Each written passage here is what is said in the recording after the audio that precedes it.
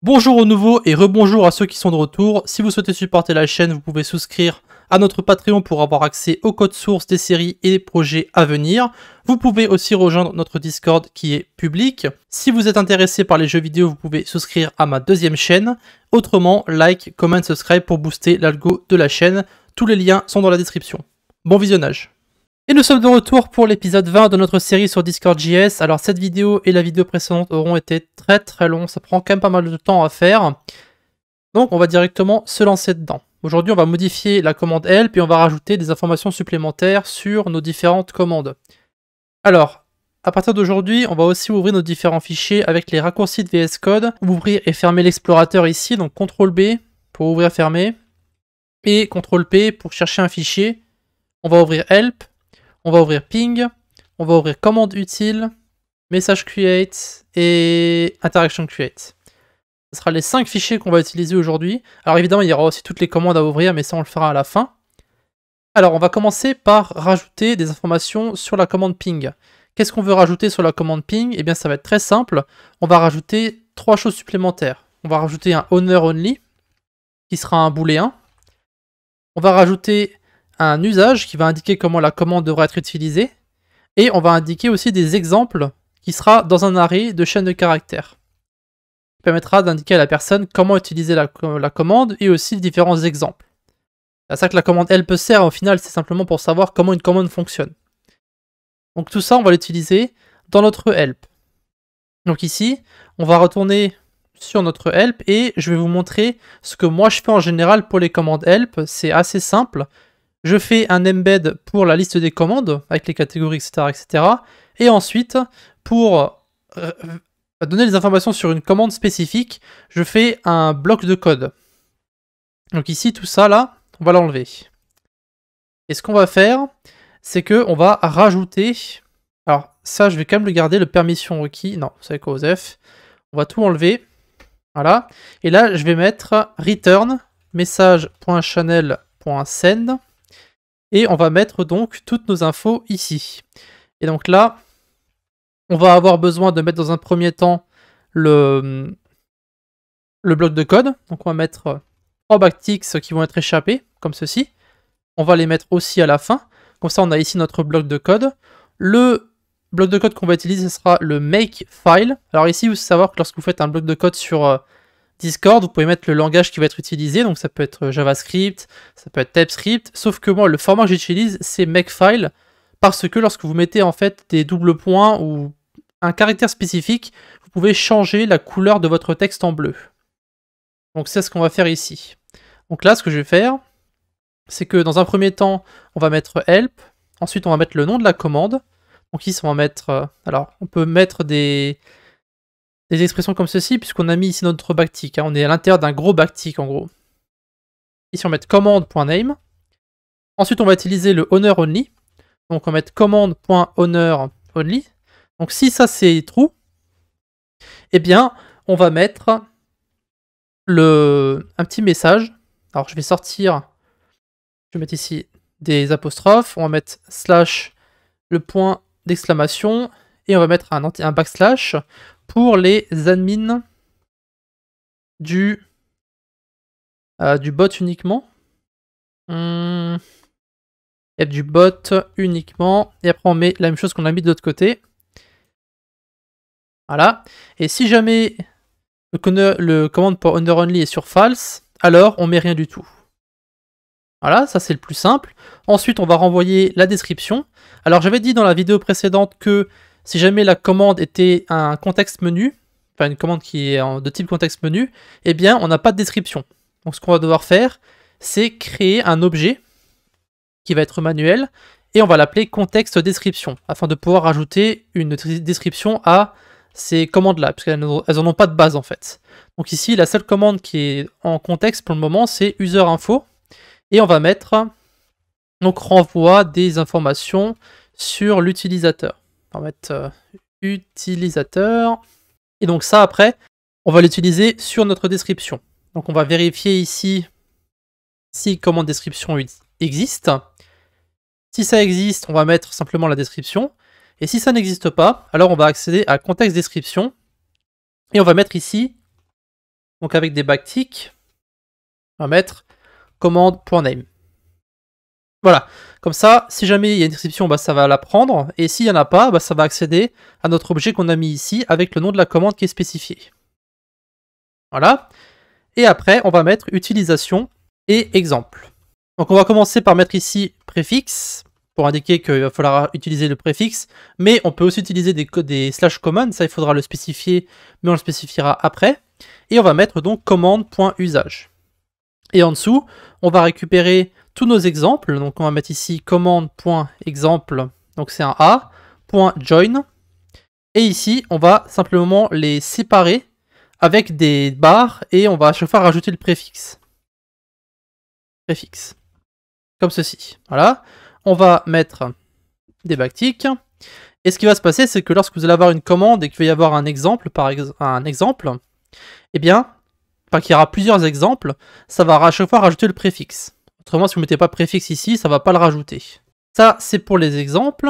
Alors, il faut savoir que dans certaines utilisations, on va avoir des caractères qui vont indiquer comment utiliser cette commande-là. Donc d'abord, on va spécifier que le préfixe, donc le point d'exclamation dans notre cas, mais ça peut être autre chose, c'est le préfixe utilisé pour le bot. On va indiquer ici que les slash commands sont aussi disponibles. Et après, on va rajouter les différents caractères qu'on va utiliser. Donc on va utiliser des accolades pour indiquer, par exemple, une potentielle sous-commande. Donc disponible. Ensuite, on va rajouter des crochets. On va mettre ici option. Alors ça peut être option ou argument. Option obligatoire. Et après, on va mettre ici des chevrons. Et on va mettre ici option optionnelle. Voilà. Et après, on va mettre une petite notice pour les gens qui n'ont pas compris qu'il fallait pas rajouter ces caractères-là. Donc ne pas inclure ces caractères. Donc, crochet, alors on va mettre dans l'ordre, accolade, crochet et chevron dans vos commandes. Voilà. Ça sera pour notre makefile. Maintenant, si vous me laissez les espaces ici sur le côté, lorsque vous allez lancer votre bloc de code, il va y avoir un espace. Donc tout ça, en fait, tout ce qu'on a ici, il faut le coller contre la marge. Autrement, il va y avoir une erreur. Et enfin, on peut éventuellement rajouter les permissions qui sont nécessaires. Donc permission, ça sera ici. Alors on avait mis, alors je peux les récupérer un peu plus bas. Permission requise, c'est commande permission.join. Voilà, et du coup, c'était, je vois plus, c'est un peu plus haut. Voilà, commande.permission.join. Et voilà, alors on va faire un test avec la commande ping. Alors c'est bon ou pas. Logiquement, il ne devrait pas y avoir d'erreur au lancement du bot. On va voir ça tout de suite. Ok, on n'a rien modifié, donc il n'y a pas vraiment de raison d'avoir une erreur. On va juste aller sur notre Discord maintenant. On va taper help, voir si ça fonctionne toujours. Ah oui, il faut aussi que je modifie la couleur. Donc help ping. Et donc là, on peut voir, donc, commande ping, on a une description. On a help. Alors j'ai mis include, c'est inclure. Donc help commande ping, c'est le nom de la commande. La description, permission, utilisation, exemple. Et après, toute la légende qui est en dessous. Donc ici, c'est ne pas inclure. Voilà. Et ça a l'air d'être bon. On peut éventuellement rajouter, le mettre en bas, en dessous de l'exemple. Voilà. On peut aussi le mettre en dessous du nom de la commande. Ça peut être une possibilité. On peut le mettre au niveau de la description. Vous faites ce que vous voulez. Vous n'êtes même pas obligé de faire un bloc de code. Hein. Vous pouvez faire ce que vous avez envie au final. Et donc maintenant, on va prendre tout ça. Et on va le mettre directement dans notre interaction. Donc ici, à la place de args embed, on va coller ça. On va avoir à ce niveau-là un éphéméral true. On va rajouter une accolade ici et une accolade en haut. Et ici, ça sera content. Voilà, donc le contenu, ce sera ça. Le éphéméral, il est là. Et ensuite, il faut évidemment modifier ici message.channel.send, c'est interaction.reply. Voilà, donc je pense que c'est bon pour ça. On va faire un test encore une fois avec la slash commande pour voir si ça fonctionne correctement. On va faire slash help. Voilà, et slash help ping. Voilà, parfait. Donc vous avez vu aussi que j'ai modifié le nom du bot et je lui ai rajouté une icône, voilà, pour que ça fasse moins dégueulasse. Et donc ici, je vais juste modifier la couleur de notre embed. J'aime pas trop la couleur qu'on utilise en ce moment, le rose un peu foncé, c'est pas ça très joli. On va juste modifier ici sur le set color, donc celui-ci et celui d'en bas, pour avoir un espèce de violet qui va être un peu mieux. Voilà, je vais vous montrer. Hop, alors c'est du bleu. Help. Voilà, parfait. Alors je me suis trompé, c'est pas la bonne couleur que j'ai prise. Ce que je veux, c'est du violet, pas du bleu. Voilà, je fais un test. Voilà, c'est mieux comme ça.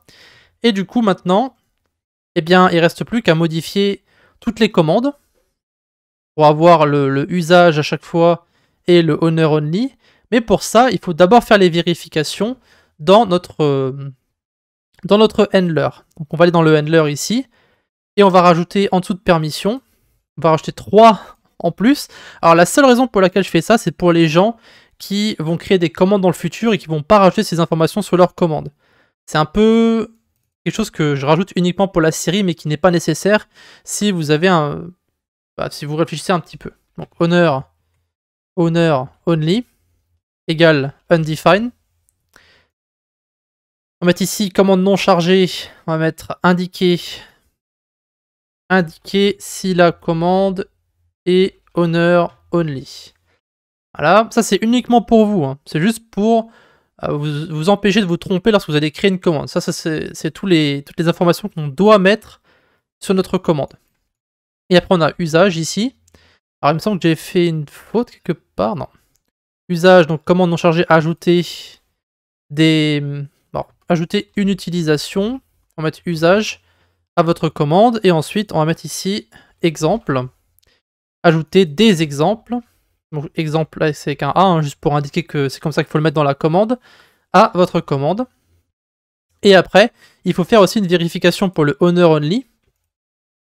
Donc ici dans message create, je vais commencer par récupérer l'idée de l'owner, c'est moi. Et on va mettre donc const owner id, c'est moi. Alors on peut le récupérer avec le bot, mais bon, vous pouvez aussi le mettre à la main. Si vous en avez plusieurs, hein, si vous avez plusieurs administrateurs du bot, on va dire, vous pouvez faire un arrêt ici. Et donc après, ici au niveau de la commande, on va devoir rajouter aussi si la commande n'existe pas, comme j'avais fait ici. Alors je l'ai fait pour interaction create, mais je ne l'ai pas fait pour message create, ce qui est assez bizarre. Donc ici, commande n'existe pas, on va mettre message.reply et on va mettre cette commande n'existe pas.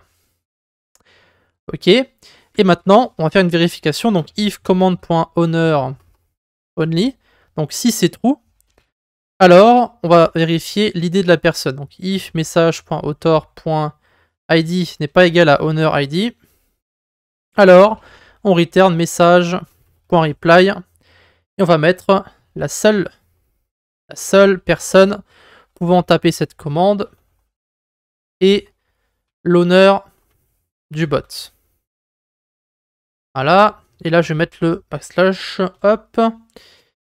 Parfait. Donc, on a fait la vérification pour le owner. Maintenant, on va le faire dans interaction create. Ça va être exactement la même chose. Sauf qu'ici, c'est pas message.author.id, c'est interaction.user.id. Et voilà. Donc, maintenant, si vous lancez votre bot sans modifier vos commandes, vous allez avoir 50 000 erreurs, évidemment. Donc ici, vous pouvez voir qu'on a plusieurs warns nous indiquant d'ajouter une utilisation à notre commande. Alors, ce qui est assez intéressant, c'est que ça devrait d'abord checker pour owner only, sauf que ici, du coup, il faut enlever le point d'exclamation. Voilà. Donc si if commander égale undefined, alors on renvoie l'erreur. Et du coup, maintenant, on va récupérer toutes les commandes. Donc on va prendre emit, user info, help, ping et poll.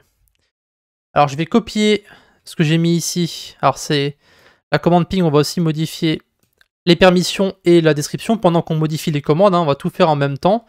Ici je vais mettre la commande ping envoie la latence du bot et de l'API. Et du coup les usages, bon, ça va être ça. Et pour la permission, on va modifier, ce sera send message. Aucune permission en particulier, juste une commande, enfin une permission très simple. Et après, Ça, je vais copier les 3 éléments qui sont là et on va le rajouter pour chaque commande. Donc ici, on va commencer évidemment par help. Alors, owner only, c'est false. L'usage, ça va être help. Et après, vous pouvez rajouter une commande, mais c'est optionnel. Donc, on va mettre commande entre chevrons. Ici, on peut donc faire des exemples. On va mettre help. Et on va mettre ensuite help ping, par exemple. Ou alors help emit, par exemple. Voilà. La description va être relativement simple. Ça va simplement renvoyer... Envoie une liste de commandes filtrées par catégorie. Voilà. Alors, owner only false.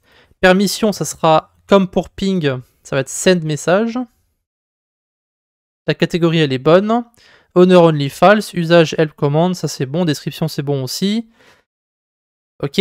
Ensuite, on va dans Paul. Paul, on va copier. Alors, je vais d'abord prendre send message ici. Voilà. Modifier la permission d'abord. Ensuite, on va prendre help, exemple et owner only et usage. Et on va mettre donc là. Alors, pour le pôle, ça va être un peu différent parce qu'ici, l'option est obligatoire. Donc, on va mettre... Alors, j'ai mis des crochets, il me semble. Donc, on va mettre help. Alors, c'est pas help, du coup, c'est pôle. Il faut tout modifier. Alors, je sais pas si j'ai fait l'erreur ici aussi. Non. Pôle. Donc, Paul, et après vous mettez votre question. Donc ici, Paul, quelle heure est-il? Voilà, par exemple. Et donc là, on va mettre question. Owner only false, send message, exemple, description, postez votre propre sondage. On fait un copier-coller et on va le mettre dans emit. Pareil, là c'est send message. Pour l'usage, ça va être emit et ensuite l'événement, donc event name. Exemple emit, et après vous pouvez mettre emit ici, emit guild create par exemple. Et mettre un événement de votre choix. Ok. Alors cette fois-ci, emit va être différent, parce que emit c'est pour l'owner uniquement, pour faire des tests. Donc on va mettre administrator, et on va mettre owner only sur true. Et enfin, on va modifier user info. Alors si vous avez beaucoup de commandes, ça va prendre du temps à faire. Moi j'ai quoi 5 commandes et ça va nous prendre déjà 5 minutes. Donc ici, owner only, false. Permission, send, message. Et bah, ici, concrètement, c'est utiliser le menu contextuel de Discord. Il n'y a pas vraiment d'autre choix, hein. C'est ça. Pas vraiment d'argument ou quoi que ce soit. Alors, juste à l'intérieur des apostrophes. Voilà. Et du coup, ben, ça devrait être bon. On devrait avoir la possibilité de taper les commandes maintenant. On va voir si on a un warn. On n'a pas de warn, ce qui veut dire qu'on a bien tout mis correctement. Et on va tester donc 1 sur 2. On va faire help, /help. Les deux fonctionnent. On va faire help emit, qui va donc nous indiquer que permission administrator. Et on peut voir qu'on a plusieurs fois à chaque fois le préfixe. Emit guild create, par exemple. Donc emit event name. Ici, option obligatoire. Et donc, c'est marqué que c'est pour les admins du bot uniquement. Ensuite, on va faire /help user info.